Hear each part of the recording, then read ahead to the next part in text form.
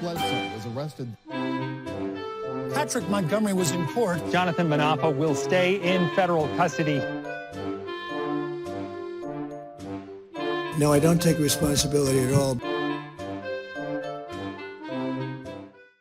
Hey everyone, welcome to the show. So 67-year-old Kentucky resident Kurt Peterson walked to the Capitol following Donald Trump's speech at the Ellipse.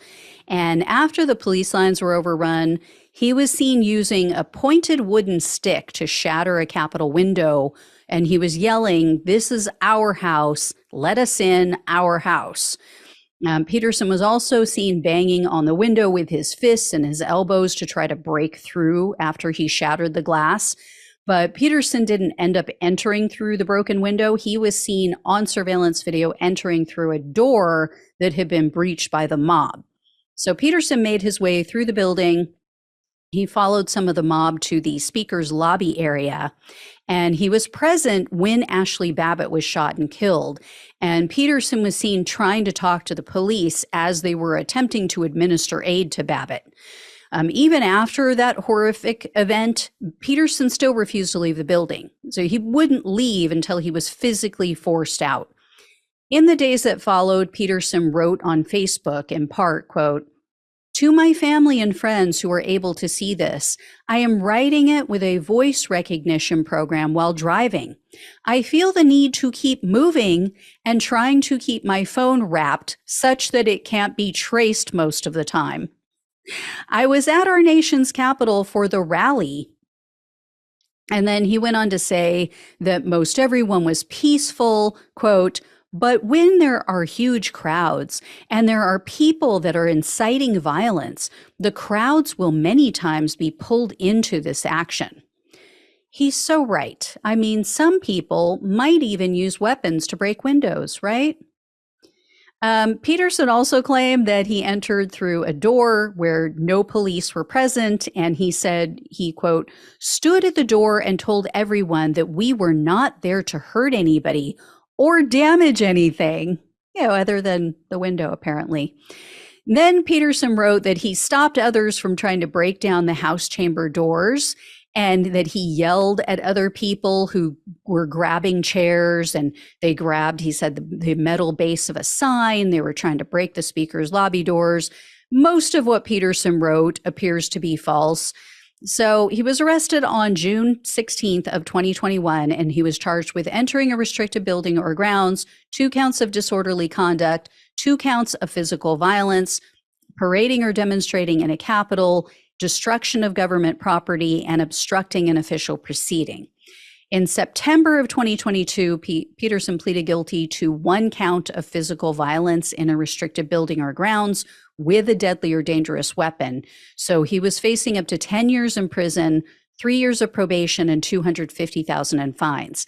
However, the prosecutor requested a pathetic sentence of only 3 months in prison, 1 year of probation, and $4,700 in restitution. And although he doesn't have any previous convictions on his record, the prosecutor noted he was arrested and charged with 2 misdemeanor counts of disorderly conduct and resisting arrest in 2014. Now, the charges were eventually dropped, but it's a reflection of who he is as a person. And Peterson had previously posted on Facebook saying that Democratic lawmakers who opposed Trump were traitors, and the penalty for treason is death.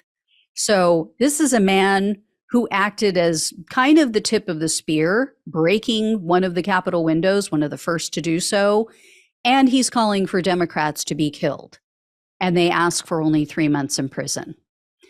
Anyway, I wish this story got better, but it doesn't. U.S. District Judge Carl Nichols presided over Peterson's case.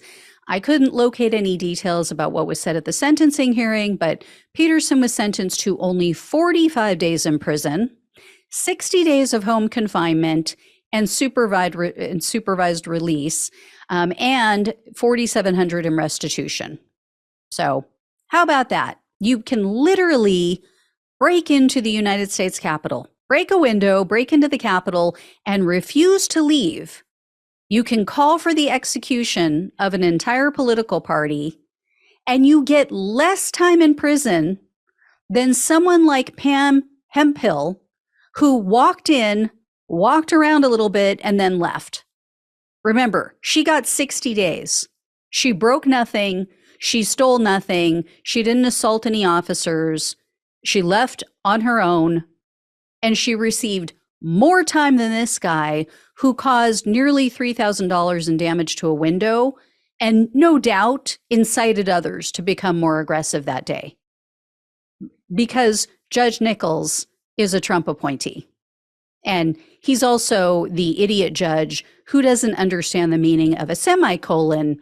So he tossed out an obstruction charge, obstructing an official proceeding charge against another one of these January 6 criminals. This judge is so biased. He is on par with Aileen Cannon. Unreal. Anyway, I will let you all know when I hear more. Thank you so much for watching and listening.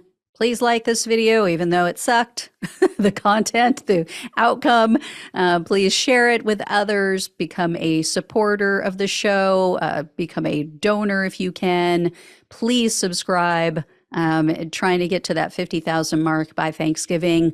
Really appreciate it. Love you all. Take care. I'll talk with you soon.